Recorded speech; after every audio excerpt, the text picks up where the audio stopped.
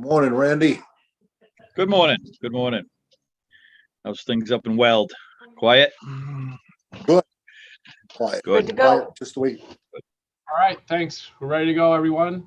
Welcome to ACF Committee, Agriculture, Conservation, and Forestry. I'm Senator Jim Dill. I'm the Senate Chair of the committee, and we have a busy morning. So without any delay, I will have the committee introduce themselves, starting with Representative McRae.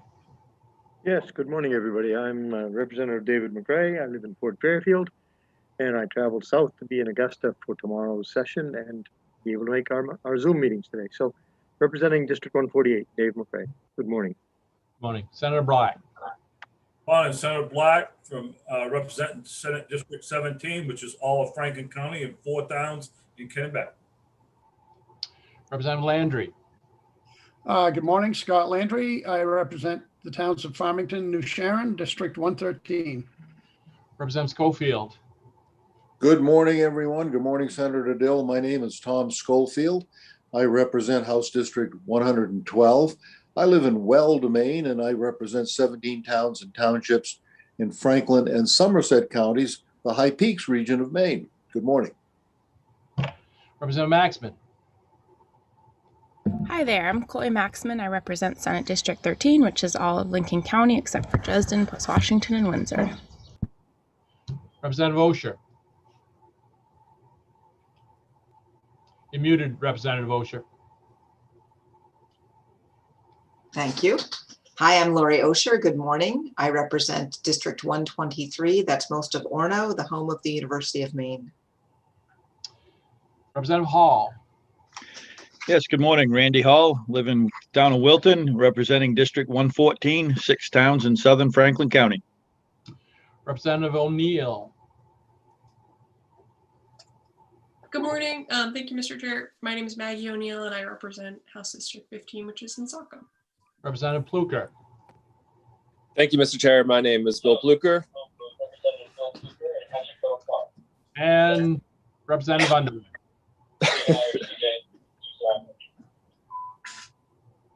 1005 and extension.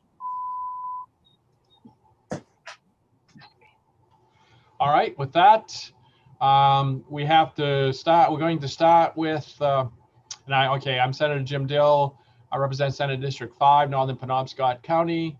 Our clerk is Cheryl McGowan, and our analyst is Karen Netto.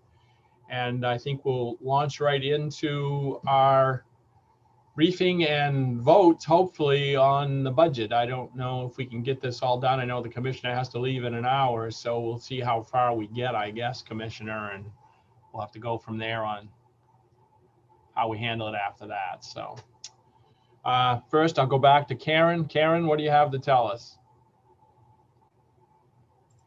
Nothing.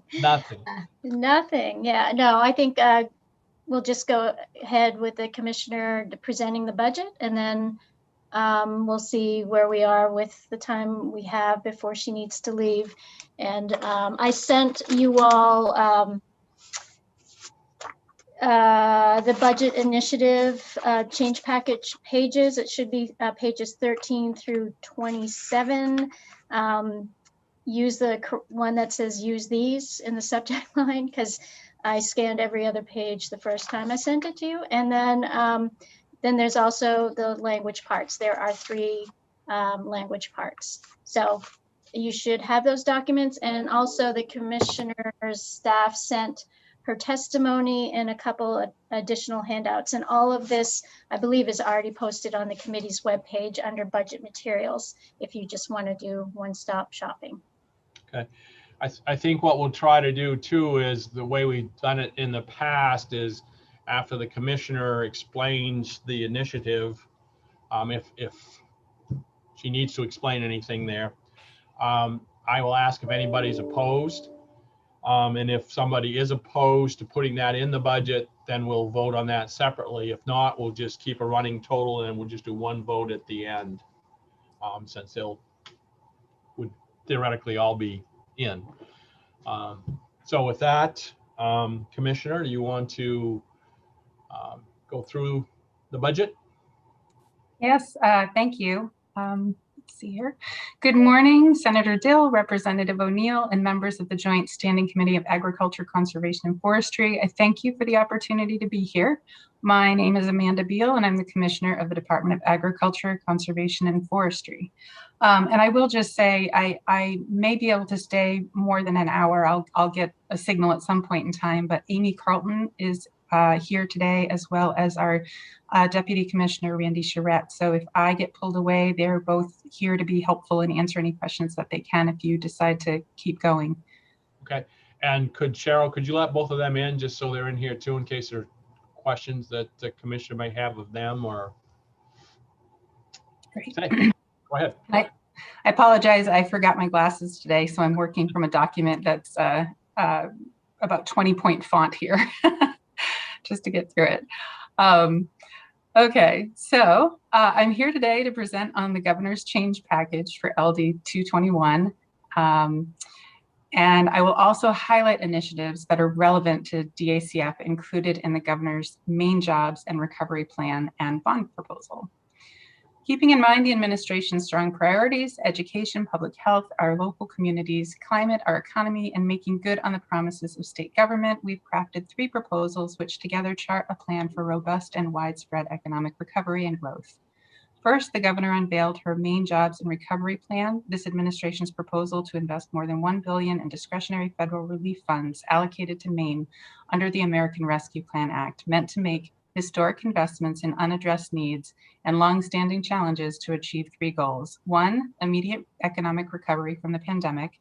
2, long-term economic growth for Maine. And 3, infrastructure revitalization. The plan draws heavily on recommendations from the governor's Economic Recovery Committee and the state's 10-year economic development strategy, transforming these plans into real action to improve the lives of our people and to strengthen the economy. Look forward to collaboration with the legislature as we further refine the specifics of these initiatives to meet these goals. Of particular relevance to DACF is the $50 million proposed to support infrastructure development within Maine's heritage industries.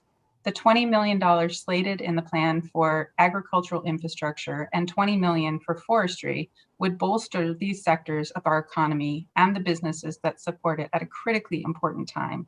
As you've heard me say before, we've always known that these industries are important to our everyday lives, and that became even more evident as we've been moving through the COVID-19 pandemic. DACF recently collaborated with the Departments of Marine Resources and Economic and Community Development to conduct a survey of businesses in the agriculture, forestry, marine sectors to determine infrastructure investment needs and priorities within these heritage industries. The preliminary results of that survey were sent along with this testimony, and I hope that you'll take a look at it in more depth. But I will point out that for the agricultural respondents, categories that reflected the most urgent infrastructure needs were diversified farming, grain, fruit, dairy, and meat processing. For forestry respondents, categories that most urgently require enhancement were value-added and other wood product facilities, R&D, innovation and facilities, roads and rail, pulp and paper mill equipment, and 50% of agricultural and 32% of forestry respondents indicated that investments of even $100,000 or less would allow for significant improvements to their businesses. The need for investment in these sectors is clear, and the opportunity to strengthen and grow these businesses is one that we can and should rise to as a state. Likewise, it can support Maine's climate action plan goals as well by expanding local food system capacity and encouraging innovation in climate-friendly forest products. A significant opportunity exists to grow these sectors, create jobs and economic security in rural Maine while supporting sustainable food production and forests. The governor has also presented a bond proposal aimed at rebuilding Maine's transportation system and conserving lands and waters. The proposal dedicates $100 million to maintain and upgrade Maine's transportation system through the Maine Department of Transportation, and also dedicates $40 million over 4 years to conserve lands and waters for Maine people through the Land for Maine's Future program. LMF is the state's primary funding vehicle for conserving land for its natural and recreational value. In addition, our state's climate action plan, Maine Won't Wait, sets a target to increase by 2030 the total acreage of conserved lands in the state by 30%. Protecting our natural and working lands is critical to maximize carbon storage, support working farms and forests, ensure valuable ecosystems remain in place for future generations, and contribute to Maine's fight against the effects of climate change. And most recently, Governor Mills unveiled the Part 2 budget for the fiscal year 22-23 biennium. Thanks to Maine's good financial position, reflecting fiscally responsible moves by the governor and legislature, a proposal that makes a historic investment in Maine's public schools and meets the state's obligation to pay 55% of the cost of K-12 education for the first time in Maine's history. The proposal includes a host of additional bipartisan priorities, such as initiatives to improve the health of Maine people, relief for Maine people most adversely impacted by the pandemic or overburdened by rising property taxes, enhanced revenue sharing with municipalities, PFAS remediation, and infrastructure upgrades, and adds money to the Budget Stabilization Fund. The proposal, which is balanced and does not raise taxes, also leaves approximately $23 million in funding on the table for use at lawmakers' discretion. But this time, I will now walk through changes and additions to LD 221 since your report back to the AFA committee on March 23rd. And first, I would like to point out that there are 3 substantive changes that were not in our original budget request and why they are appearing now. One is the addition of 2 positions, one ongoing and one limited term, to provide us with more capacity for responding to PFAS contamination. There's also a proposed allocation of nearly $15 million to enable that we enable that response. This takes into account the funds we were originally requesting for this purpose, as well as the committee's efforts to increase those resources and add staffing capacity when they reviewed our budget proposal earlier this year. Please also note that we've provided an informational 2-page document about PFAS and our efforts to date, along with this testimony. And I will also note that these initiatives are accompanied by funding for the Department of Environmental Protection for sampling, purchase and installation of drinking water treatment systems, and for hauling, storage, and treatment of PFAS contaminated waste.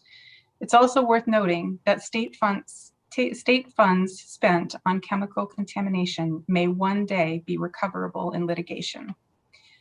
Another addition I'll mention before going through the initiatives is that due to the pending retirement of the director of our Bureau of Resource Information and Land Use Planning, we are requesting a series of actions to essentially remove the requirement that the Bureau director also be the state geologist by decoupling these functions and making each a full-time position. We have several reasons for needing this change, including that it would be very difficult to refill the Bureau director role with this requirement at this time, as the scope and breadth of the Bureau's programs has changed over time, and also due to the fact that both of these roles really do represent a full-time workload. The third addition is intended to address the needs of the Maine Forest Service to update its aerial fleet. More details on the need for this initiative are provided on an accompanying informational document that is also provided alongside this testimony. And so now I'm going to walk through the 20 or so initiatives. Senator Dill, would you like me to just go straight through them, or did you want to stop after each one? We'll stop after each one, see if there's any questions. And what I'll do is I'll ask if anyone is opposed to that one. If anybody's opposed to it, then we'll vote on it right then. If nobody's opposed to it, we'll just go right on to the next one. Okay, great. So starting on page 13, within the Animal Welfare Fund program, the first initiative establishes one district humane agent in the other special revenue funds account. This position will provide coverage statewide and assist with inspecting facilities in southern Maine. And I can do the second initiative on that same page too, if that's helpful. The second initiative establishes one limited period public service manager 1 position ending in June 2023. This position will help streamline critical field activities and responsibilities among active field agents.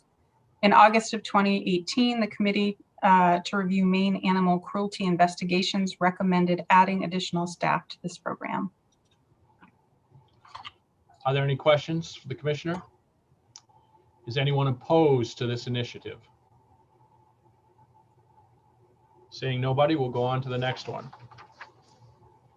Okay, on page 14, in the Bureau of Agriculture, there's one initiative for a general fund request of $13,000 in each year for PFAS testing that is being deleted from LD 221.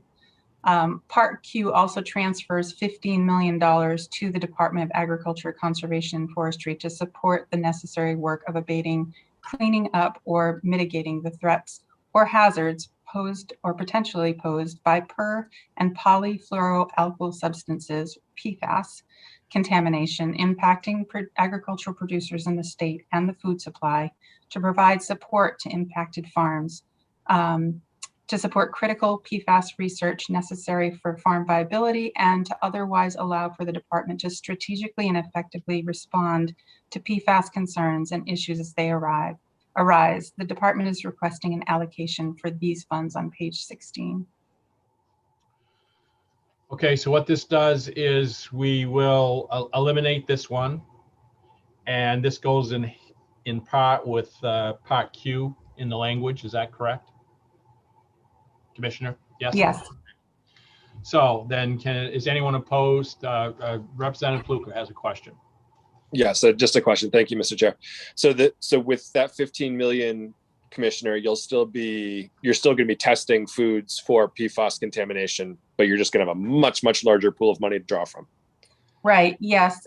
We will still be doing retail milk sampling and continuing to work on other needs around other food products, as well as it gives us the capacity to actually help the farmers who have been impacted by PFAS with some of the major expenses that go along with trying to mitigate the issue. Thank you. Are there food stocks besides dairy that are currently thinking about testing for PFAS, or is? Yeah, so we've been working with the FDA on potentially testing meat, beef, and so that's work that we're doing in collaboration with them, and so that's sort of the next frontier, I think. Thank you very much. I'm not opposed to anything. Is there anyone opposed to the initiative on page 14 in the accompanying language part Q? All right, seeing none. Senator Dill. Yes. So just to clarify, so the first two initiatives were in because there was no objection. I believe the initiative on page 16 will be out. No, 14 is out. Right. Per the request of the department. Right. And then part Q is in. Correct. Language part. And then do you, the 15, well, almost 15 million on page 16, are you also putting that in? We'll wait until we get there, because Okay. I think what we can do is maybe, and I don't know if this will make it easier on you, Karen, because you have to keep track, I think. We might stop like here, since right now we've had no opposition, and I'll ask for a vote on all of these. And the question becomes is, Cheryl, you have to record them, correct? Not really. But don't you have to say who's here to vote? Yes, but I think at the end, when it's the, on the overall package, we definitely need to know who was present. To vote from the overall package. Yeah. Okay. All right. Yes, Representative Underwood. So we won't do them piece by piece unless I have someone opposed. Then we'll do that particular one. Okay. Representative Underwood. Yes, where do I find the document? I'm just curious. I'd like to follow along a little bit. Yep. Go ahead, Karen. So I sent it to you this morning, and it should be budget documents use these. I sent it at 8:56 a.m. And I also had my secretary post it on the committee webpage. I think I'll send you the link to budget materials, but you will find it there under change package. The only thing that I haven't seen there yet is the PFAS document, but I just sent that to him a few minutes ago. So just send me something in the chat if you're having trouble finding it. Thank you. Okay, go ahead, Commissioner. Great. Continue. So continuing with Bureau of Agriculture on pages 15 and 16, there are 6 new initiatives, and maybe I'll stop after each one unless you tell me to keep going.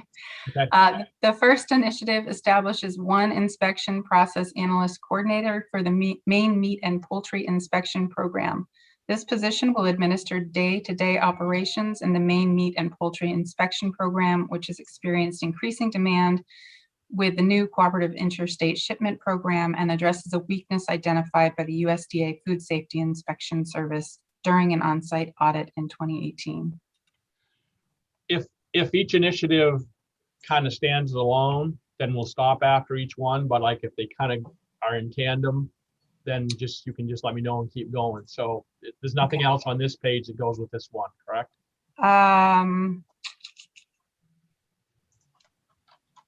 Don't think so. Okay, but I think we have some questions. Representative Pluker. Thank you, Mr. Chair. So would this person be working under Dr. Eberly in the Maine Meat program? I believe so. Okay, thank you. But perhaps if Amy or Randy are here and they're more confident in that response, they can chime in. That is correct. Okay. That was from Amy Carlton. Yes. Representative Underwood, do you still have a question, or you just forget to lower your hand? Thank you. Is anyone opposed to this initiative? All right, seeing none, please continue, Commissioner. Okay, the second initiative establishes 1 toxicologist that will manage the Bureau of Agriculture, Food and Rural Resources' overall efforts to implement recommendations from the Governor's PFAS Task Force. Final classification will be determined by the Bureau of Human Resources. Are there any questions for the Commissioner? Oh, the next one is also about a second PFAS position, if you want to hear this one as well. Do that, and then I'll go back to Representative Pluker. Go ahead. The next.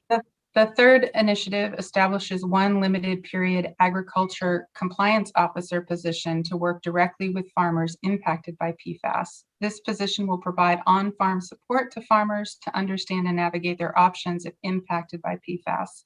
This position will help coordinate, oversee, and collect on-site sampling and help craft management strategies to potentially reduce contamination and retain farm viability. Representative Pluker. Thank you, Mr. Chair. So Commissioner, the first one you described, which is slightly over $100,000, that's the one that we added in the previous budget. Is that true? Yes, that's intended to be equivalent to that position. And the second one, that's a new one. Yes, this is, and we're asking for it as a limited term position because, this is sort of an emerging area, and, we are being conscientious about asking for, ongoing headcount. It may very well be that we come back at a later date and ask for this to be ongoing. But one of the things right now that we're recognizing is that there's the whole sort of, technical side of managing our PFAS response. And then there's the direct outreach to farmers and really making sure that we're spending the time with them that we need so that they understand what their options are. And that can be quite time consuming, but it's also really, really important. And that when you're by limited period, it looks like their salary or benefits package is almost as much as the previous one. Is that so? It looks like, is that a full year and then it's going to go away after a year? Is that the plan? Maybe Amy could speak to that level of detail. Yes. Introduce yourself, please, Amy, since you're on camera now. Yes. Good morning, Amy Carlton, business manager for the department. This is equal to a ag compliance officer position, which is something that's already established by BHR, which fits the needs. And yes, it is for both years in 22 and 23, but without the head count. So it's limited period, as the commissioner said. Okay, so this this funding would keep us good until the next biennial budget. Correct. Okay, thank you very much. Any other questions? Anyone opposed to this initiative? All right, seeing none, continue, please. Okay. So the fourth initiative establishes 2 seasonal part-time entomology technician positions to work on the cooperative agriculture pest survey, mosquito surveillance, and apiary inspections and education. Any questions? Representative Pluker. Thank you, Mr. Chair. So would this work under BPC or in a different department? Amy, could you field that question as well? Or Randy?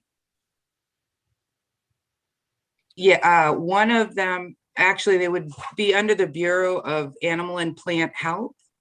One is under the apiary, and the other is under the same unit as well, under Ann Gibbs' unit, but not BPC. Could you remind me what Ann Gibbs's department or what she works on? Sure. She's within the Bureau of Ag, and she is the program manager for the Division of Animal and Plant Health. Okay, thank you very much. Sure. Any other questions? Is there anyone opposed to these positions, this initiative? All right, seeing none, continue, please. Okay, the fifth initiative increases funding to the account for increased insurance rates through the Division of Risk Management. This initiative also appears on pages 17, 18, 22, and 27. And the final initiative establishes the allocation for funds as referenced in Part Q. So are these just insurance rate increases due to insurance company raising their rates and this is to offset it? Yes, right. Yep, that's my understanding. Right. All right. So as we get to those, we can just, so I think I'll ask the question now. Is anyone opposed to increasing insurance rates? So when we get to those, we can just gloss over those. All right, thank you. Next. Okay, on page 17 are new initiatives for the Division of Forest Protection. The first initiative is the increase in insurance costs. The second initiative establishes allotment to upgrade and repair aircraft for the Forest Protection Division. And Part QQQ of the language document transfers $6.7 million to the Department of Agriculture, Conservation and Forestry's Division of Forest Protection Aerial Fire Suppression Fund. Any questions? Anyone opposed to this initiative? All right, continue, please. Okay, on page 18 is one new initiative for forest management for an increase in insurance costs. So this was mentioned previously. Yep. Okay, we'll continue. Page 19 proposes the deletion of a position reallocation initiative from LD 221. The wording is corrected and the initiative is re-proposed on page 20. So then on this page, you are suggesting that this be moved out of the account. Yes. All right. And then we have another initiative later on that puts it back in. Right. Okay. Is anyone opposed to this? All right, next initiative. Okay, on page 20 in the Geology and Resource Information Bureau, the first initiative establishes one Public Service Manager 2 position. This position will be the full-time state geologist as referenced in 12 MRSA section 543, separate from the director of the Bureau of Resource Information and Land Use Planning. The second initiative transfers and reallocates one Planner 2 position to 100% general fund. Language part YYY on page 62 eliminates the requirement for the Bureau Director to also serve as the director of the survey. Okay. So what we have is we have these two initiatives and we have corresponding YYY language, correct? Right. Is anyone opposed to this initiative or the language? Okay. Seeing none. Next one. The next program on page 21 is the Harness Racing Commission. This initiative increases the other special revenue funds allocation to align with revenue changes in the May 2021 Revenue Forecasting Committee report. Any questions? Anyone opposed to this initiative?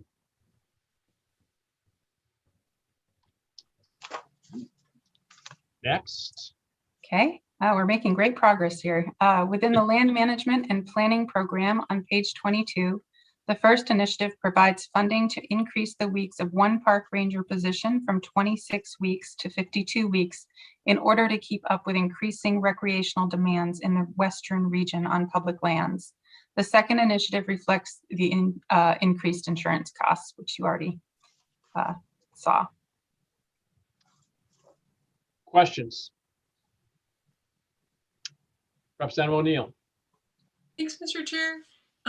Commissioner, I'm wondering, can you talk about the coming season and what's forecasted for park attendance and staff needs being met? Sure, yes. So everything that we're seeing indicates that we are going to have a very busy season. I don't have the numbers right at my fingertips, but I can get them to you. But I know that right out of the gate, when reservations opened for our campgrounds, we were breaking records in terms of the rapid pace at which people were making reservations, and we also expect to see another very, very busy year for all of our parks and public lands. And so we are, we're gearing up for that. I think one of the things that's helpful this year is that, last year was very much sort of an unknown in dealing with the pandemic. And now I think we really have our protocols down, and, staff are much more comfortable with dealing with that added layer of responsibility. But we've also, been training staff up for the season, and I know we're working on hiring. I will say that hiring has been a challenge in some parts of the state because of the wages that we're able to offer. So that's something that we're definitely paying attention to, and we may want to come back at some point in the future and have more conversation about that. Thank you. Yeah, I appreciate that about the wages. I can imagine it's tough to compete with in different regions for sure. And I got to process a little bit, but so folks, yeah, that would be really helpful if you could give forecasted numbers just to get an idea. Sure. Yep, we can pull that together. Representative Schofield. Thank you, Senator Dill. Good morning, Commissioner Beal. You mentioned the wages, and I agree heartily that the wages are awful. I'll give you one quick example. Go down to the Songo Lock sometime, which is part of Sebago Lake State Park. There is a DOT bridge tender who opens and closes the swing bridge prior to the lock when boats come downriver. And that individual is paid quite a bit more than the individual who operates the Songo Lock, which is Park Service folk. And the Park Service assistant ranger has to do a great deal more physical work, as well as collecting fees and dealing with people and all that goes with it, grounds work, the whole bit. And that individual is paid significantly less than the DOT operator who opens and closes the bridge, and that's all they do. The DOT operator has a little building there with a television in it, an air conditioner, and toilet facilities, I believe. The Park Service individual has none of that. And I think that it's time that the department advocated for better wages for the folks in the field in the Park Service and probably elsewhere. And that's just a statement that I think that you need to hear and that you need to be aware of. And the people who are in senior management need to be advocating for that. And if they're not, they need to be questioned why not. The other thing that I would like to have you look at is are there any vacant positions within the Bureau of Parks and Lands that are funded that have remained vacant for more than a year? And if so, if there are, I'd like to have you ask why.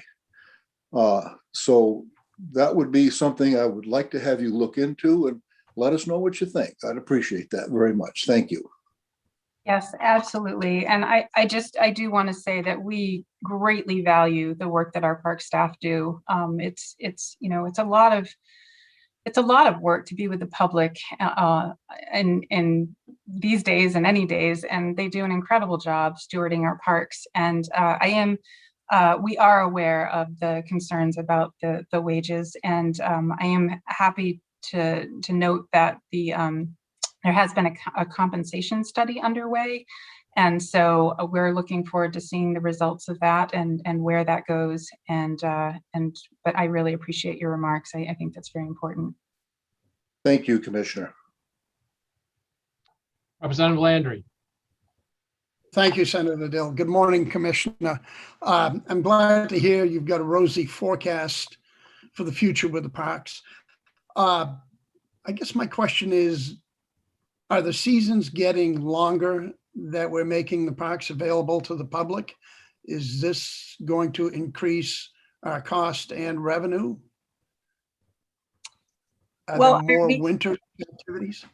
Yeah, that's a great point. I mean, we haven't shifted, some of our parks open seasonally, and we haven't really shifted those dates. So in terms of whether or not the season's getting longer, I do think that people are getting more comfortable being outdoors in all 4 seasons. So to the degree that we're maybe seeing more traffic at different times of the year with parks and public lands that are open to folks, I think that's true. And, we'll continue to monitor that trend over time.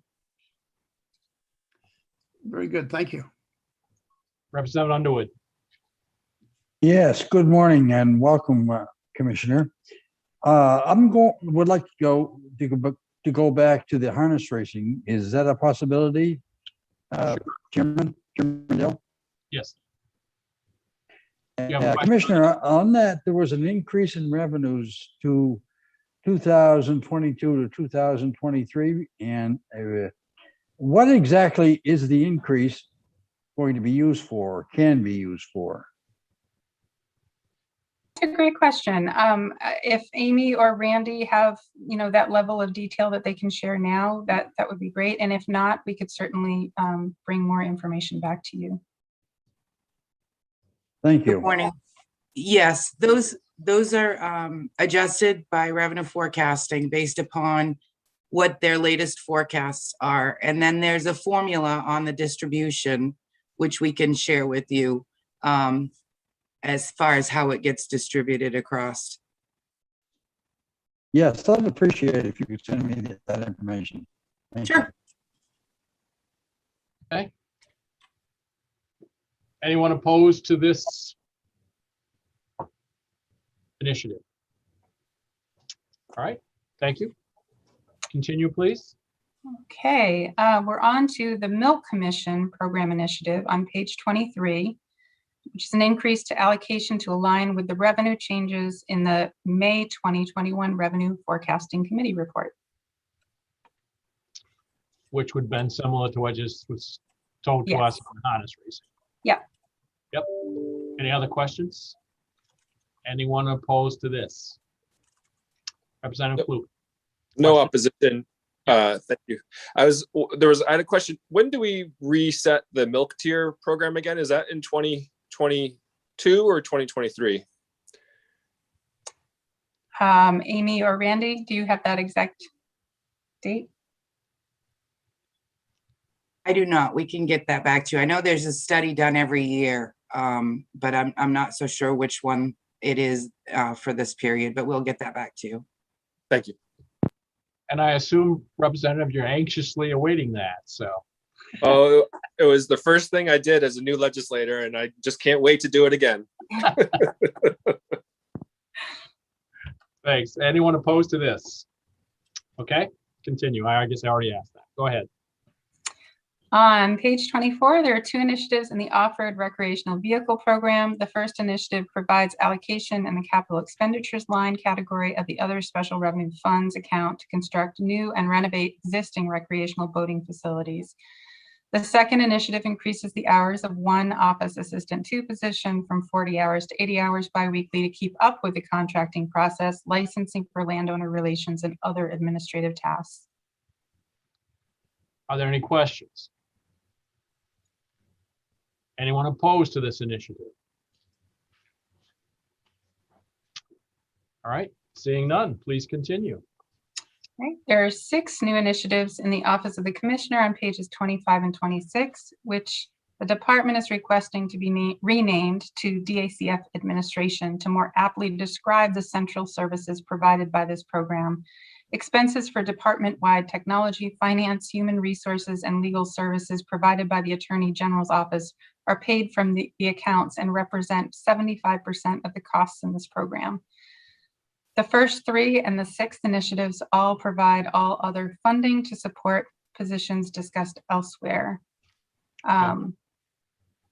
Maybe I should just keep going. Yeah, just, yeah, we'll come back, but I mean, we'll ask about it, but yeah, continue in this group, right?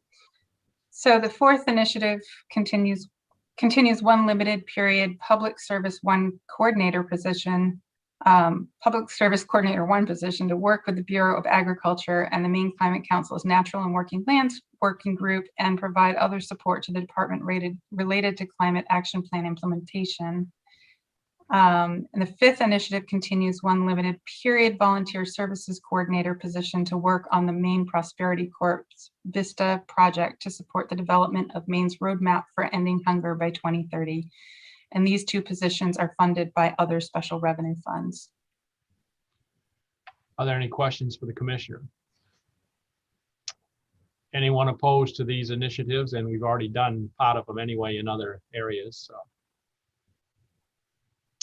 All right, seeing none, please continue. Okay, the final program in the change package for the Department of Agriculture, Conservation, and Forestry is Parks General Operations Program on page 27. And there are 5 initiatives in this program. The first 3 initiatives reorganize 6 seasonal parks positions to 3 full-time parks positions. The 4th initiative, maybe I'll stop there. And yep. Are there any questions on this one? Anyone opposed to this initiative? All right, continue, please. The 4th initiative establishes 1 planning and research associate 2 position to manage grants and monitor land and water conservation fund sites for compliance. The final initiative provides increased funding for the insurance increase. Right. Questions, Representative Underwood.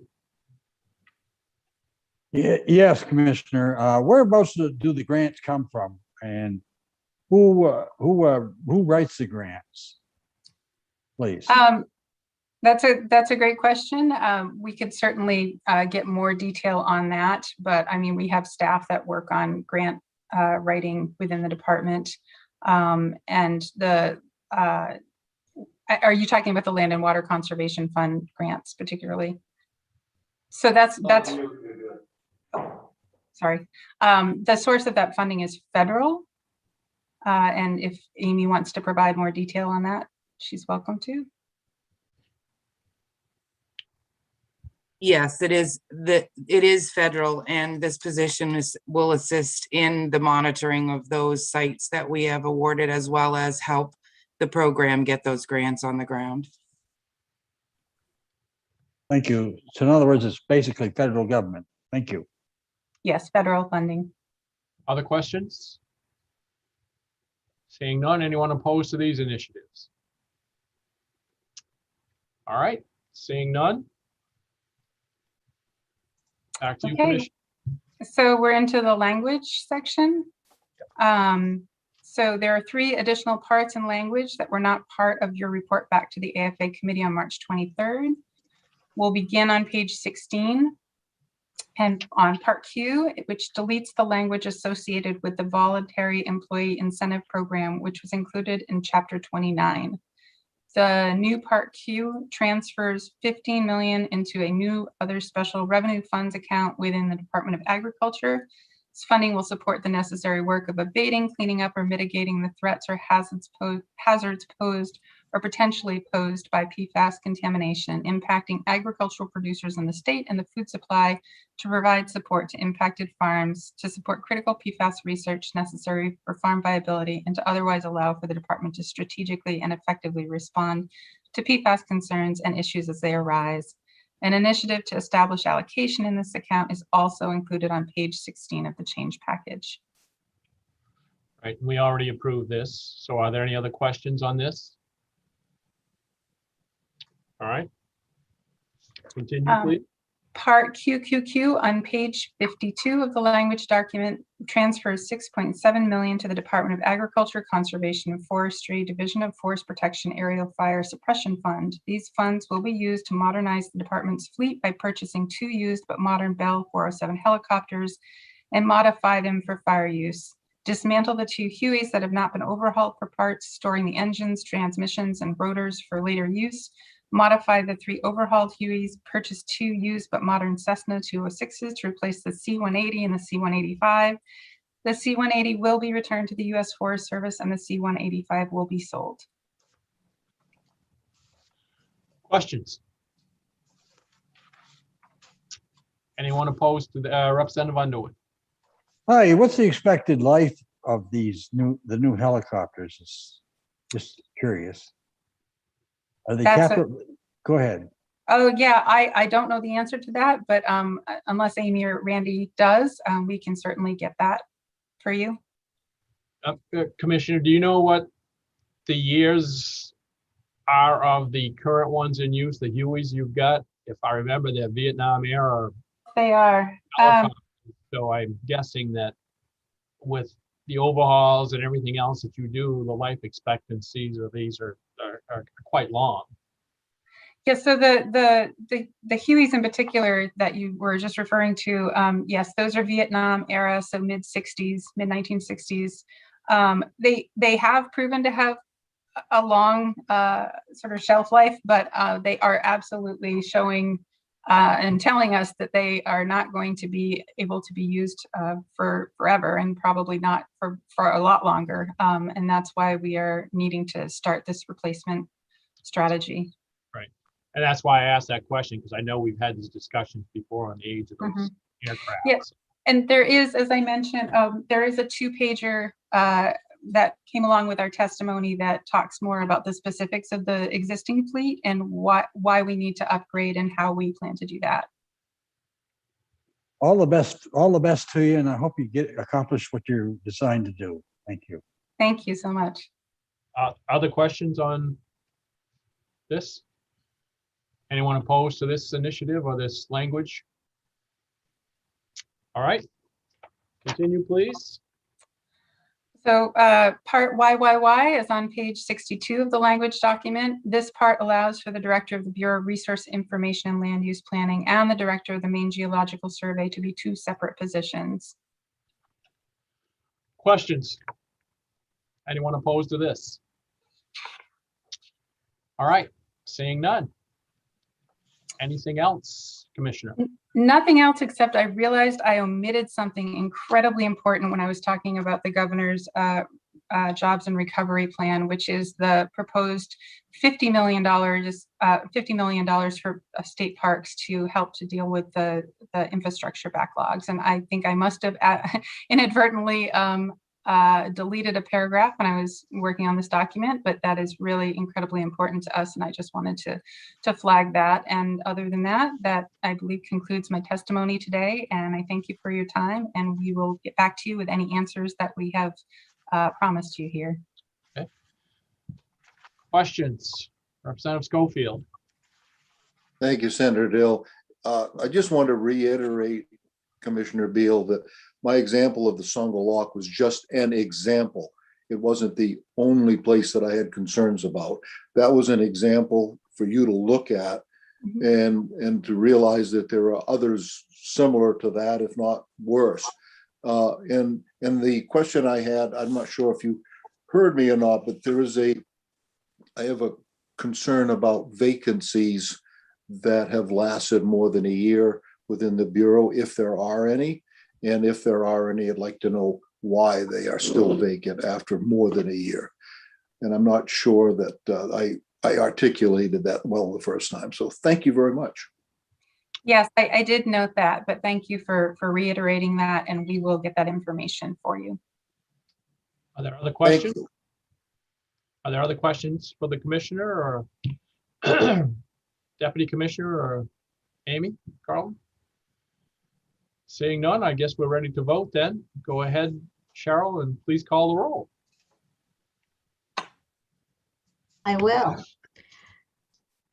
Senator James Dill. Yes. Senator James Dill, yes. Senator Russell Black. Yes. Senator Russell Black, yes. Senator Chloe Maxman. Yes. Senator Chloe Maxman, yes. Representative Maggie O'Neill. Yes. Representative Maggie O'Neill, yes. Representative Randall Hall. Yes. Representative Randall Hall, yes. Representative Thomas Schofield. Yes. Representative Thomas Schofield, yes. Representative Lori Osher. Absent. Representative Joseph Underwood. Yes. Representative Joseph Underwood, yes. Representative Scott Landry. Yes. Representative Scott Landry, yes. Representative Bill Pluker. Yes. Representative Bill Pluker, yes. Representative Jeffrey Gifford. Yes. Representative Jeffrey Gifford, yes. Representative David McCray, absent. Representative Susan Bernard, absent. So that's 10, 10 yes, and 3 absent. Okay, so we, So Senator Dill, yes, just to confirm, there were no changes to the budget as presented. And there are 2 initiatives, one on page 14 and one on page 19 per the request of the department that will be voted out. So there's no change. Correct. Just wanted to confirm. Thank you. With that, I want to thank the commissioner and the others for getting us through that very quickly. Thank you all. Have a All great right. day. All right, thank you. Okay, then we can move on with the work sessions. And I think the next one is LD 1690. Is that where we are? Yes, it is. Little cheat sheet out here. It's first on our list. First on our list. Okay, LD 1690. And is that on the table? Did we just move the work session today? We haven't done anything with it yet, have we? No. No, we haven't done anything with it. We just heard it last Thursday. Right. They all start to run together here this late in the session. Go ahead, Kim. Sure. So this bill is a resolve, and it amends the deed transferring land from the state to the town of Carabasset Valley, and it removes a prohibition against using the land for a commercial purpose. And you'll find that in lines 20 through 23 of the bill. And the department testified neither for nor against, and the only other testimony we received was from the town of Carabasset Valley and Sugarloaf Mountain Corporation in favor of the resolve.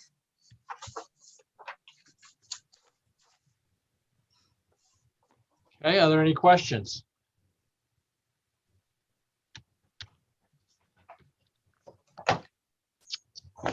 Being none. Anyone else you need to hear from? If not, I'll entertain, it's Representative Schofield. I'll make a motion ought to pass as written. I'll second that. And moved and seconded. Any further discussion? Representative O'Neill. Thanks, Mr. Chair. I'm wondering if we could just quickly bring up, I think it was Mr. Patterson who submitted testimony, and I wanted to see if there was anything that they think should be tweaked. Sure.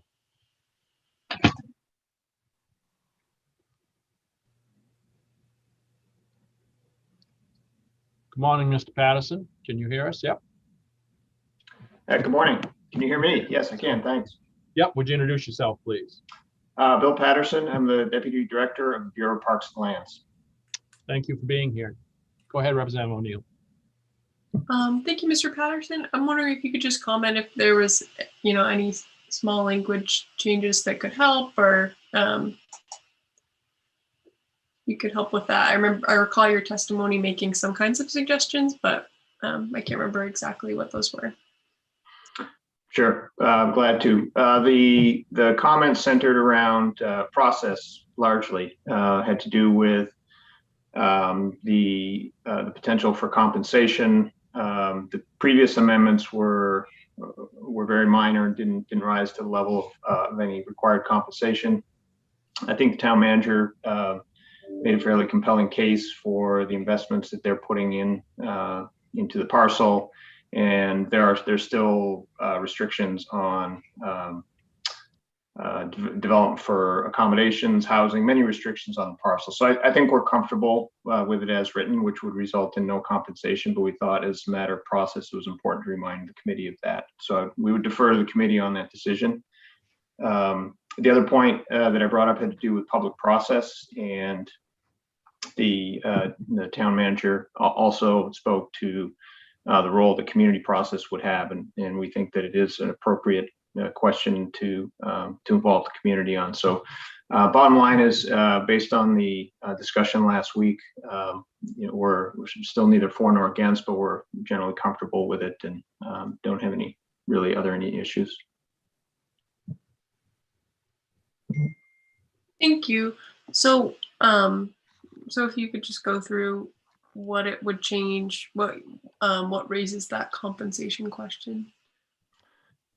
Sure. So the parcel was originally sold with requirement for an appraisal at fair market value, and that appraisal was diminished in total value somewhat by the restrictions that were placed on the parcel. So as those restrictions are released, it potentially increases the value of the parcel. However, as I pointed out, there are numerous restrictions in place still. And so that's what the comment centered around. It was more, us wanting to remind as a matter of principle that it's important to consider that. I don't envision that it would be a highly significant or large amount of funds, given in fact, it'd probably be a fairly difficult appraisal to do, given all the restrictions that are still in place. And again, it's only changing 25 acres of the, I think it's 1,200 acre parcel. Thank you. Are there any other questions? Okay, Representative Pluker. I think there was also some mention of a land swap previously in your testimony. Is that true, Director? The idea of a land swap came up as a means for accounting for the value. So instead of compensation, if there were an equivalent value of land, and again, it would be probably less than 25 acres of land that would be exchanged. That would just be an alternative way, other than an appraisal and in cash paid to the state to deal with the valuation question. And town manager mentioned the significant extent of public lands of all types in the region, and that was his response to that particular question. So I think if the committee is comfortable, or whatever opinion you reach on the question of valuation, land swap would just be one way to deal with that if an appraisal and compensation were going to be required. Do you have an opinion about requiring a land swap, or is there land in the area that you would see as meeting any sort of needs of the state? Right. So the land swap was not something that was important to us because of any priorities in the area. So it was really offered as an alternative means for dealing with the compensation, if it was more palatable to the town than coming up with cash, if that were going to be required. Thank you. Senator Black. Thank you. Just for some clarification, I agree with Director Patterson. The area that Carabasset is located in has considerable, probably more than any, well, awful lot of public land available around it already. And half the town, there's 24,000 acres in the town, and half of the town is also in tribal land. The tribes own 12,000 acres of the 24,000 acres in town, besides significant, public lands. And I don't believe in talking with the town manager, there would be anything and town officials that would be anything that would be of value to swap. I mean, and you're talking a very small acreage, of the lot that they purchased 30 years ago, 25 acres out of 1,200 acres. In talking with the town, there was significant amount of public land, in the area. Just wanted to comment on that. Representative Schofield. Thank you, Senator Dill. I'd like to remind the committee that, which comes first, the chicken or the egg scenario. If Carabasset Valley had been a town prior to all of this occurring, much of this wouldn't be discussed today. But because the town came after the acquirement of the land, there was some, that's what caused some of this indifference. So I can't stress strongly enough, if those of you who have not gone to Carabasset Valley, those of you who have not seen what they're doing up there, you need to go, because this is a premier recreational town, a premier recreational area that works in concert, not against, but in concert with public lands and the state and all that it has to do with recreation, mountain biking, all of the great outdoor stuff that we brand our state with, and that they're a compliment to not only to the area, the Franklin County area, but to the entire state of Maine. And this, in my view, is a win-win. And I just wanted to comment on that. Thank you. Thank you. Any other questions, comments? Seeing none, we have a motion of ought to pass. So Lynn, whoops, more hands coming up, sorry. Representative O'Neill. Thanks, Mr. Chair. I'm wondering, procedurally, does changing the deed restrictions require a 2/3 vote? Karen, you have a thought on that? There is none. I feel like the reviser's office probably would have had it on there, but when, assuming the committee votes on this today, even straight out to passes go by legal review. So I can pose that question to my legal reviewer, and I can ask about it. And if there is some question about that, but I don't think there is one needed. Thanks. Yeah, that would be great to have an answer. I just was curious about process on it. Okay, any other questions? Representative Pluker. I just wanted to, it's more of a comment that I'm not completely comfortable with the way this deed has been revised and continues to be revised. The original committee that probably voted to send this might not have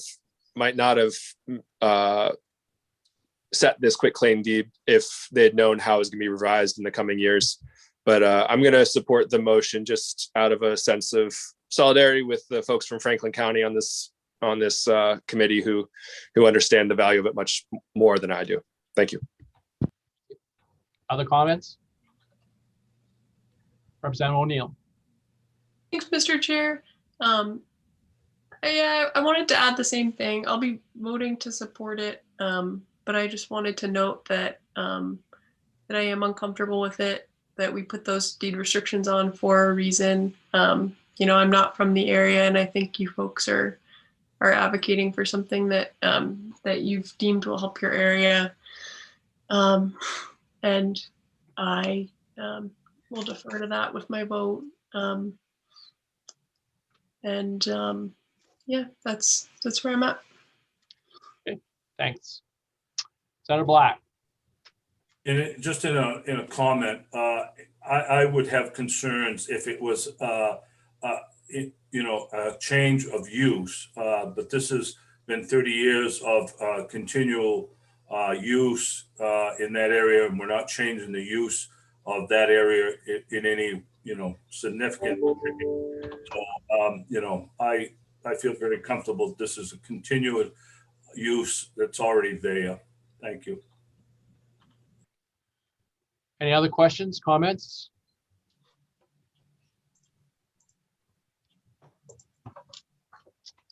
All right, seeing none. Cheryl, please call the roll.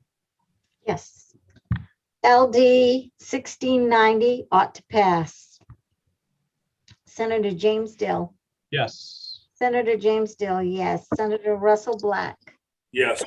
Senator Russell Black, yes. Senator Chloe Maxman. Yes. Senator Chloe Maxman, yes. Representative Maggie O'Neill. Yes. Representative Maggie O'Neill, yes. Representative Randall Hall. Yes. Representative Randall Hall, yes. Representative Thomas Schofield. Yes. Representative Thomas Schofield, yes. Representative Lori Osher. Yes. Representative Lori Osher, yes. Representative Joseph Underwood. Yes. Representative Joseph Underwood, yes. Representative Scott Landry. Yes. Representative Scott Landry, yes. Representative Bill Pluker. Yes. Representative Bill Pluker, yes. Representative Jeffrey Gifford. Yes.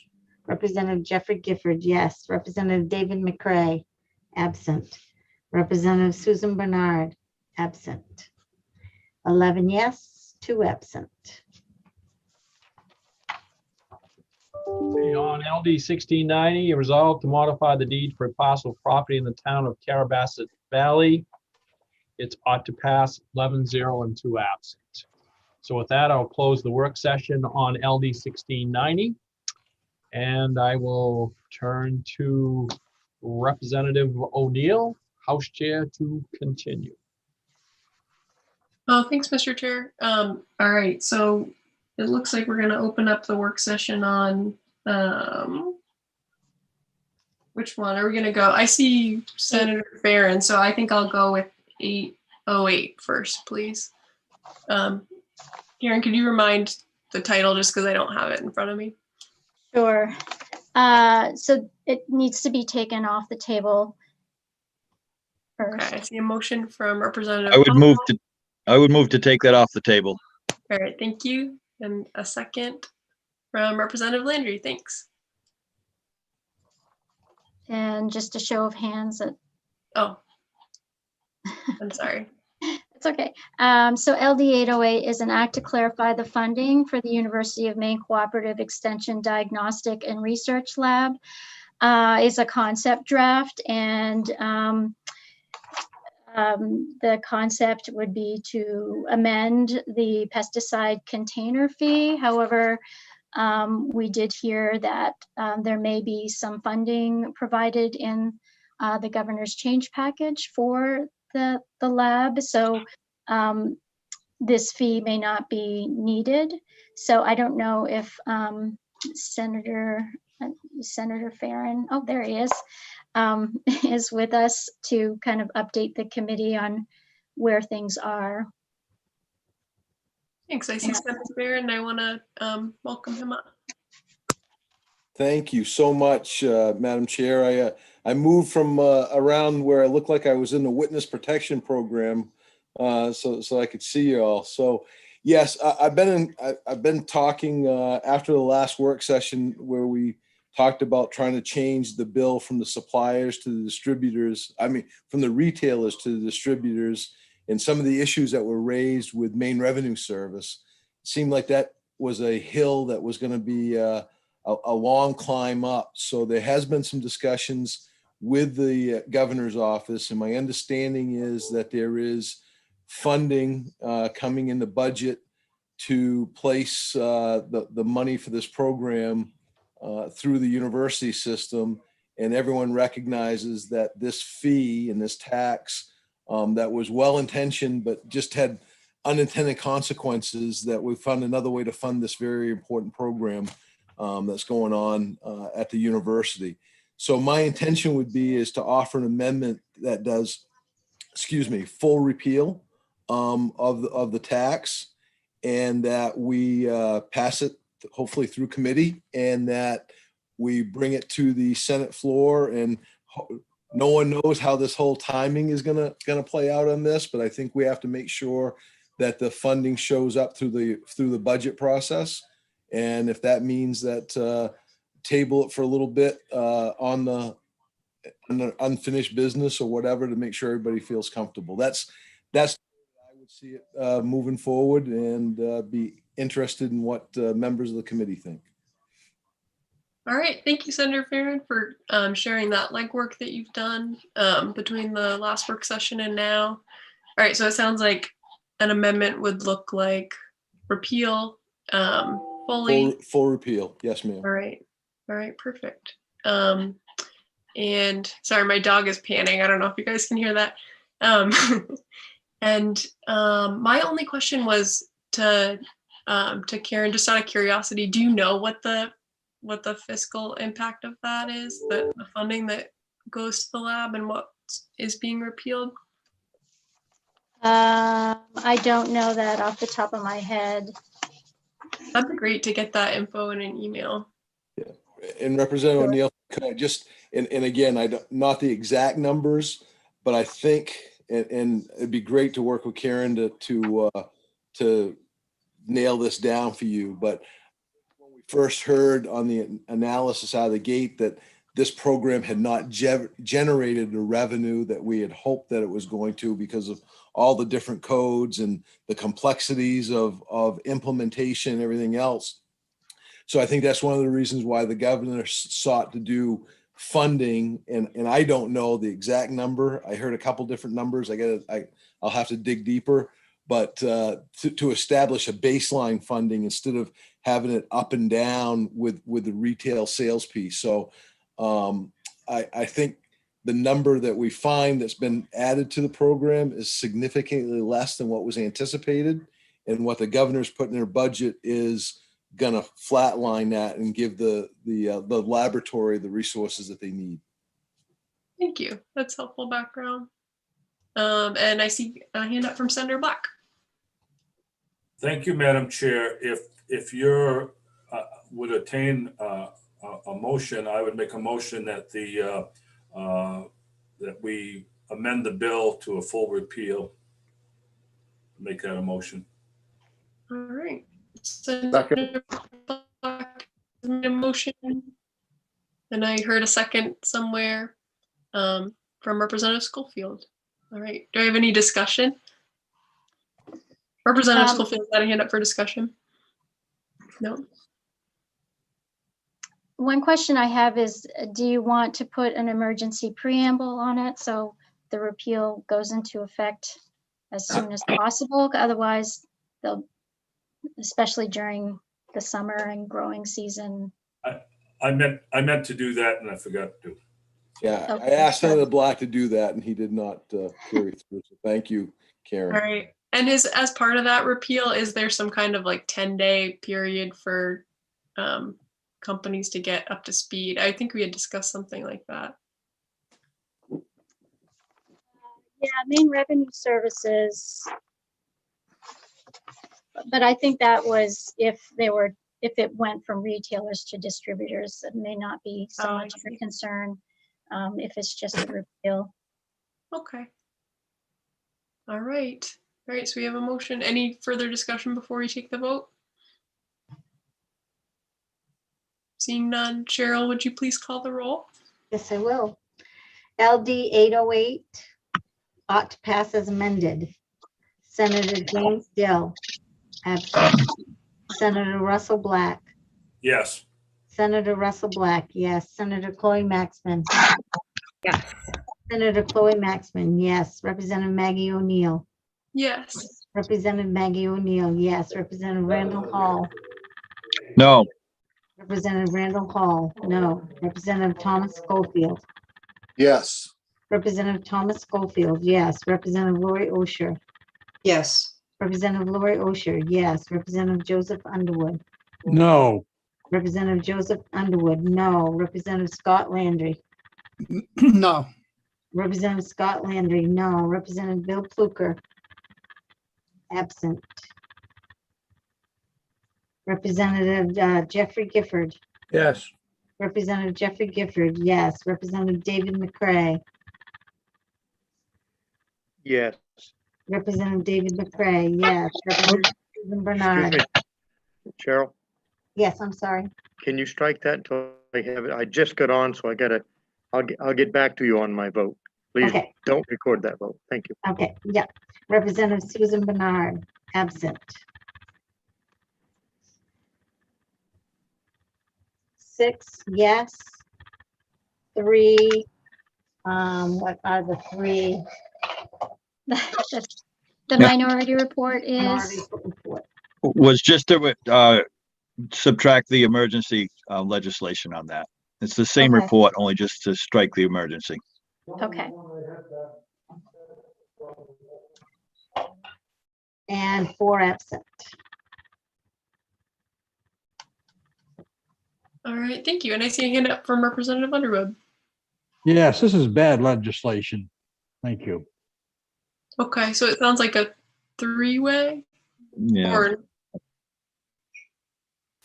I What think he not- may have a different minority report. Oh, okay. Yep, Representative Underwood. Minority report basically is it ought not to pass. This is not good legislation. I think- Go ahead. Representative Underwood, I think based on prior conversations I've had with you, is you support repealing the pesticide container fee. Is that Yes, what you mean by bad law as opposed to the LD? Well, I really don't want to vote for it, period. I mean, it does contain yes, I was going to propose myself the fee taken out if the legislation looked like it was passing. I wanted to amend it and to take out this fee. So no, I'll change my vote to yes, I guess. What does this entail? What is exactly, is this a vote against the entire bill or just against the amendment? So this is the motion is to pass as amended, which it would repeal the pesticide container fee law and the accompanying fund. So if you vote not to pass, then that pesticide container fee would continue. So the motion of ought to pass as amended would be to repeal the law that imposed the pesticide container fee, and it also adds an emergency preamble. The minority of at least Representative Hall and I believe who was the other, Representative Landry, the only difference, they're also repealing the pesticide container fee law, but there's no emergency preamble on it. That's the only difference. So which report would you like to be on? Yes. Okay. You got that, Cheryl? I did. Thank you very much. all right, glad we're on the same page. I saw a hand up from Senator Black. Senator Black, are you all set? Yes, I was just going to try to explain to Representative Underwood what my motion was. Thank you. Okay, thanks, Senator. So I don't, Representative O'Neill, I don't know if Representative McCray, if he's heard this discussion and if he can vote now since he's on camera. Don't mean to put you on the spot. Okay, thank you. Great, awesome. Glad that we're all on the same page. All right, so we, I think we can close the work session on 8:08 and open up the work session on 1594, which would remove the, thank you, Senator Perry, which would remove the fee just on cleaning products. Karen, could you give like a or actually we don't, will you give a 2-sentence version for anybody listening? And then I think we can discuss why this is. Sure. We do need to take it off the table technically. Okay, can I get a motion to take it off the table, please? So moved. All right, moved by Representative Hall, seconded by Representative Landry. So this bill proposed to suspend the 15-cent container fee on the sale of hand sanitizer and sanitizing wipes for the duration of the state emergency declared as a result of COVID-19. So, based on the committee's vote, this bill becomes a moot point, because if you repeal the pesticide container fee, then this bill is not needed. All right, thanks, Karen. Can I get a motion? Seeing that this is potentially not needed, or it is not needed, because we repealed it entirely. All right, I see a motion from Representative Landry coming. Ought to pass. Do you mean Karen, what would be the effect of ought to pass? Oh. Is it create an issue? Yes. Okay. Oh, So, I would- so should it be ought not to pass? Yes. ought not Yes. to pass. Okay. I'll second that. All right, thanks for the second, Representative Hall. Cheryl, would you please call, or any discussion before we call the roll? Seeing none, Cheryl, would you please call the roll? Yes, LD 1594 ought not to pass. If you say yes, that means this bill will not go forward. Senator James Dill, absent. Senator Russell Black. Yes. Senator Russell Black, yes. Senator Chloe Maxman. Yes. Senator Chloe Maxman, yes. Representative Maggie O'Neill. Yes. Representative Maggie O'Neill, yes. Representative Randall Hall. Yes. Representative Randall Hall, yes. Representative Thomas Schofield. Yes. Representative Thomas Schofield, yes. Representative Lori Osher. Yes. Representative Lori Osher, yes. Representative Joseph Underwood. Yes. Representative Joseph Underwood, yes. Representative Scott Landry. Yes. Representative Scott Landry, yes. Representative Bill Pluker, absent. Representative Jeffrey Gifford. Yes. Representative Jeffrey Gifford, yes. Representative David McCray. Yes. Representative David McCray, yes. Representative Susan Bernard, absent. So that's 10 yes and 3 absent. All right, thank you. And Karen, I think the other business that we had was maybe language review. Yes, and then also I haven't sent out the letter relating to 1075 yet. Oh, right, thanks for the reminder. Did you, Representative O'Neill, did you find it? Maybe you could forward it. I found it, yes. And would you like me to bump it up? Yeah, I can't. Yeah, I hear you. I know emails are. Thank you. Or if you want to forward it to the full committee.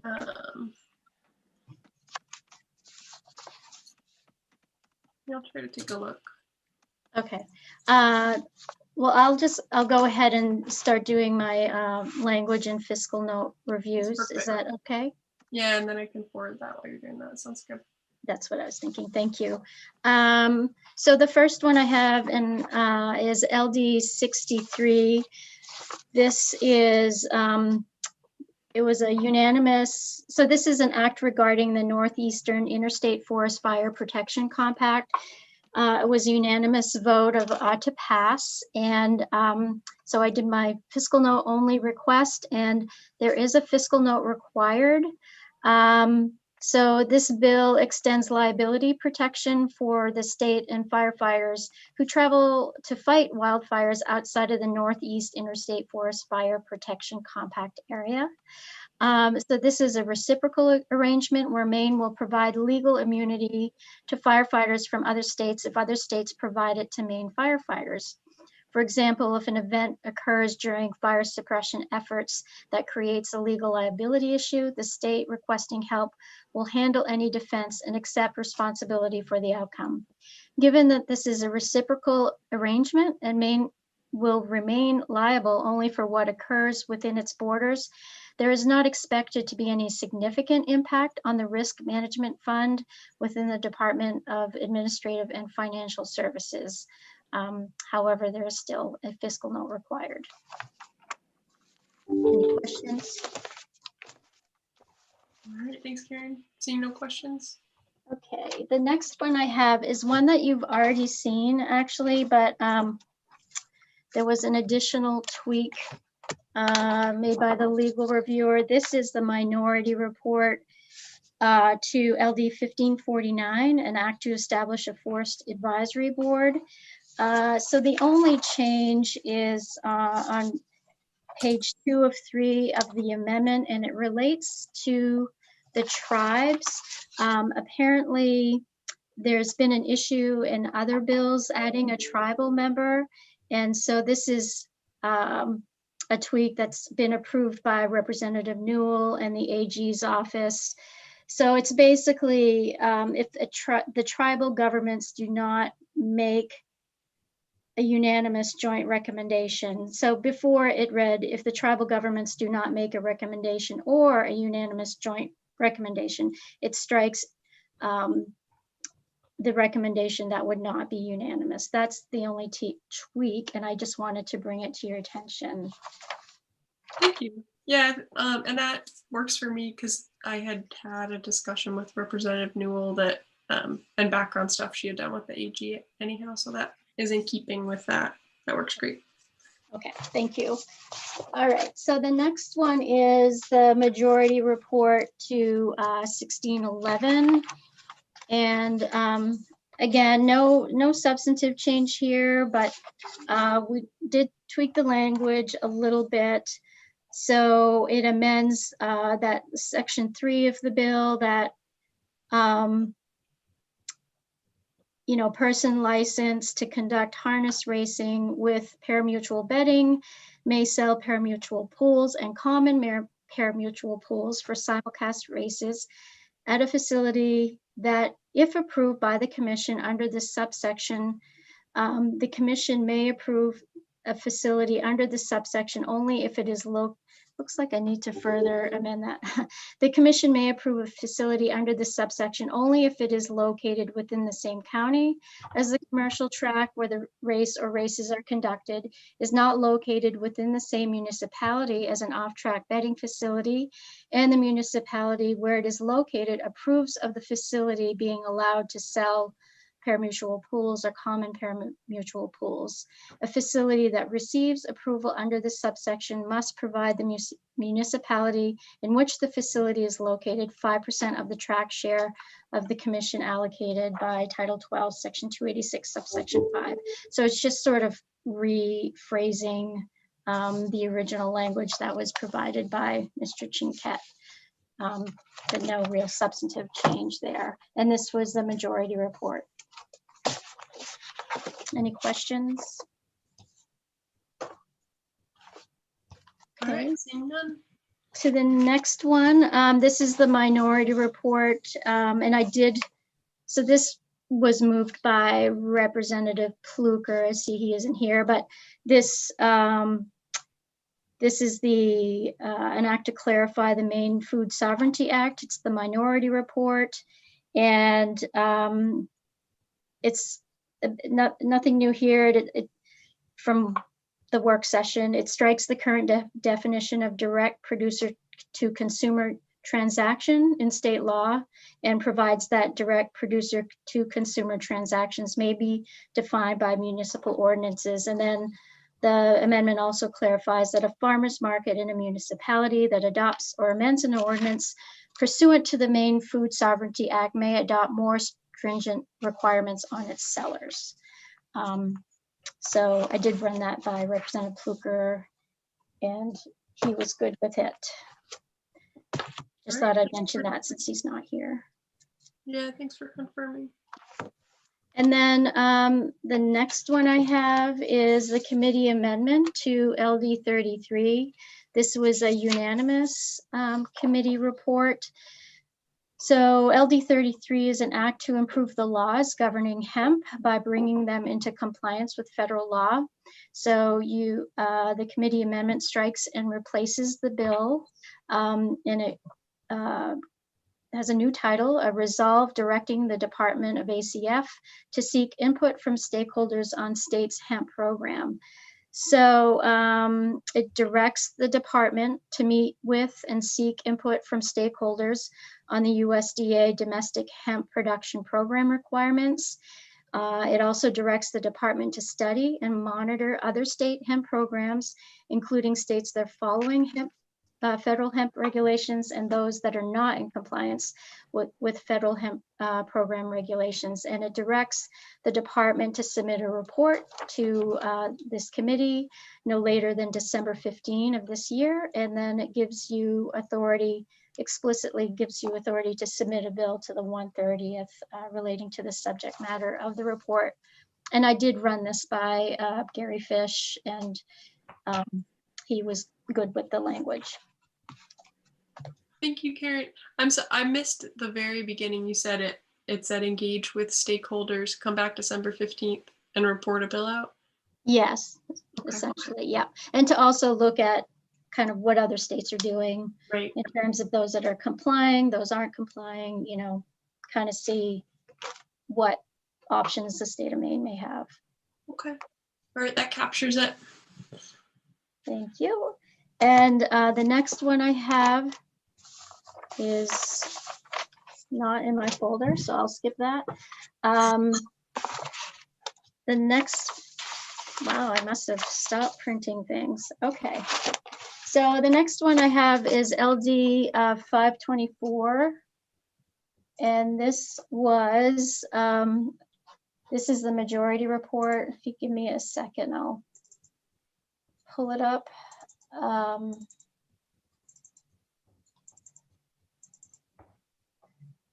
1536 is the LR.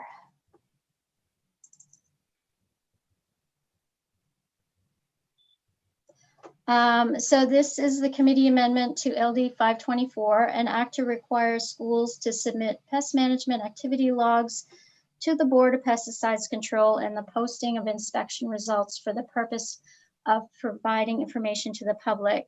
So the majority report strikes and replaces the bill with a resolve.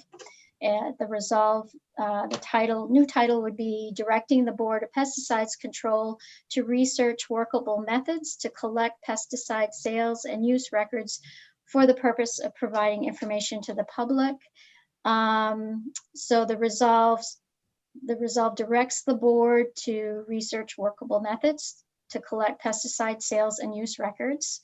Pretty much what the title says. The board, it also directs the board to explore the best methods for collecting pesticide use information from schools as defined in Chapter 27 rules, and private applicators as defined in Title 22, and commercial applicators as defined in Title 22.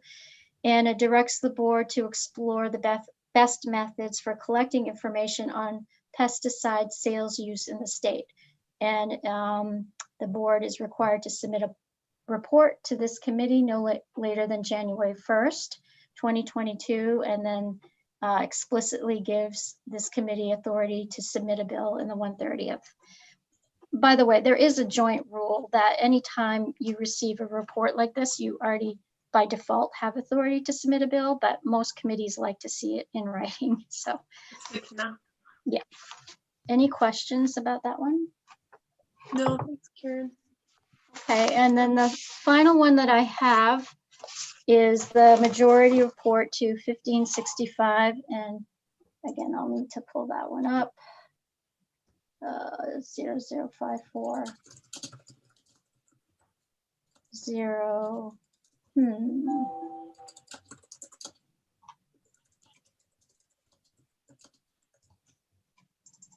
it is. So this is the majority report for an act for LD 1565, an act to strengthen Maine's agriculture, food, and forest economy. So what the amendment does, it increases the number of members appointed jointly by the commissioners of ACF and the commissioner of DECD. let's see, where am I? So this is the Maine Agriculture, Food System and Forest Products Infrastructure Investment Advisory Board. So the commissioners or their designee, and then there are an additional, in the bill it was 11 members. The amendment increases that to an additional 15 members. So there would be a total of 17. So it adds 1 member from a statewide group representing the logging and trucking industry, 1 member who is a member of a federally recognized Indian Nation tribe or band in the state, and 2 members who represent historically underserved racial populations in non-dairy farming. And then the other part of the amendment was that rather than allowing board members to serve 3 consecutive 3-year terms, it just limits it to 2 consecutive terms. So that's that amendment. All right, thank you. Okay, and then I guess the only other item, I didn't know if you wanted to, at one point when you voted on LD 1075 to carry it over, you discussed the idea of a letter, and I didn't know if you wanted to Was talk 1075 about that, Senator or Bennett's that's Senator Bennett's bill, yes, Okay, about for the establishing reminder. a process. Yeah, I'm sorry.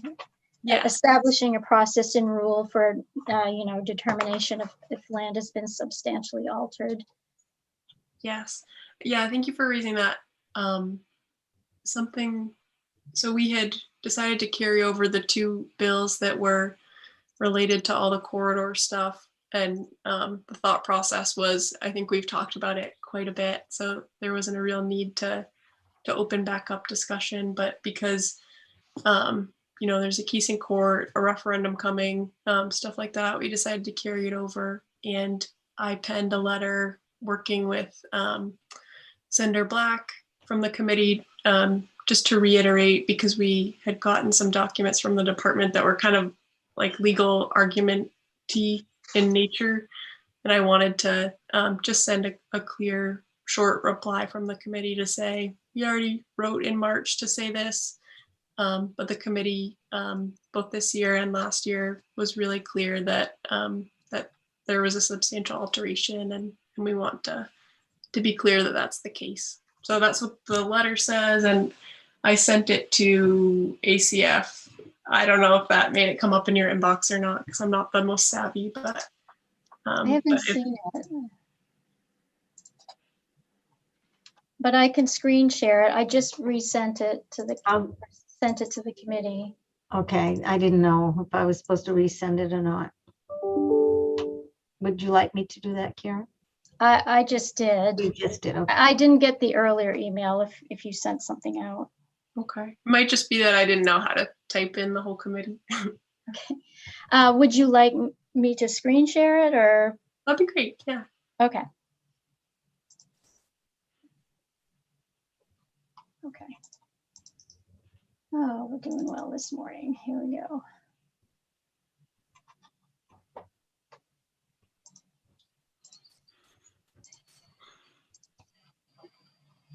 Okay.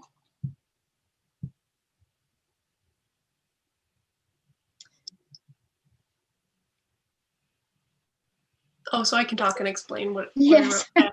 So I just said, thanks for sending along that. They had sent us an organizational chart for how they make decisions when they look at a substantial alteration. So I said, thank you for sending that chart. We appreciate you, going through the efforts to share that process. Reading that chart, what I see is a legal distinction made that really doesn't exist, because the Constitution is really clear that if there's a substantial alteration, then the legislature has to approve it. And the committee wants to reiterate that we think that the transmission line is going to be a substantial alteration, and that we should be able to vote on it.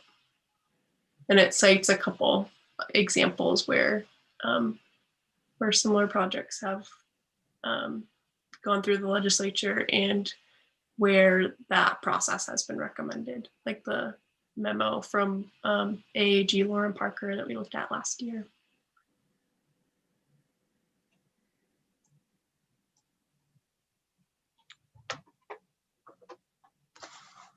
So it was really, a repeat of the stuff we said in March, but saying it again to be clear. And I see a hand up from Senator Black. Thank you, Madam Chair. And I've worked on this with Representative O'Neill and been in conversations and agree wholeheartedly in what the letter has to say. And I think that it would be well for us to send it on. Thank you. Thank you, Senator Black. And I see a hand up from Representative Schofield. Thank you, Representative O'Neill. I agree. I think you and Senator Black did a great job with that letter. I think it articulates quite well the feelings, at least from my perspective, of what the committee is trying to achieve. And thank you both for very, very much for moving that forward and sending that along. Thank you. Do I see any other discussion from folks? All right. So Karen, that's all set to send out? Yes. Okay, thanks. Oh, and I see a hand up from Senator Maxman. I was swatting a bug, sorry. That time of year. All right, Karen, do you need anything else from us on that in terms of action? No. The only question I have is, so I have, well, 3 amendments, actually now 4, because you voted 808 today. And so I guess what I'm trying to say is I only have 4 more amendments. I have 125 I've been working on. 1599 should be close to coming back. That's the minority report on Representative Osher's bill. And I will do 264, which is the aerial application of PFAS. So I'm wondering if I have anything for you to review Thursday, or or would you rather just wait? You're already meeting on Tuesday for a confirmation hearing, so I can just bring back whatever I may have for you at that point after the confirmation hearing. That works for me. And I see my co-chair nodding his head. I think it's the most efficient thing for all of us. So I think, Representative O'Neill, I think we're going to have to meet on Thursday too, because I think we have 2 other confirmation hearings we're going to have to do. So, you mean the following week? Yeah, so we're going to meet Tuesday and Thursday quickly. Okay. Yeah. So the 25th and the 27th. Okay. Okay. So no meeting Thursday, but likely Tuesday, Thursday next week. Okay. All right. Thanks, everybody. Oh, wait. Any parting words? Okay, from Cheryl. Yes, no. Representative McCray was wondering if he could vote on 1690 on camera.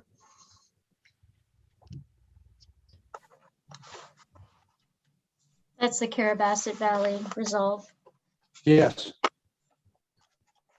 I voted yes. Okay. Is that okay, Representative O'Neill? Yes. Yeah, okay. I was just getting permission from you. I'm I'll sorry. give you the vote. Yes. Okay. Works for me. Okay. And did Senator Dill Thank you. want to do his votes now or later? Okay. Very good. All right. Thank you. Thanks, everybody. All right. Take care. Have fun tomorrow. Always. See you Oh, tomorrow. sorry, Representative Osher. I need you. Too late now? Yeah, it has to be done by noon the day after. All right, so I'm just absent on that one. Right. Yeah, I missed your email. I had a big work day on Wednesday, not this job, the other job. That's no problem. You're all set today though, right? Whatever day it was that I missed it, whether it was Tuesday or Thursday, I had lots of other things on Wednesday and Friday and didn't see it. Okay. Sorry about that. All right, thank you. Okay, take care. Bye, Representative Gifford.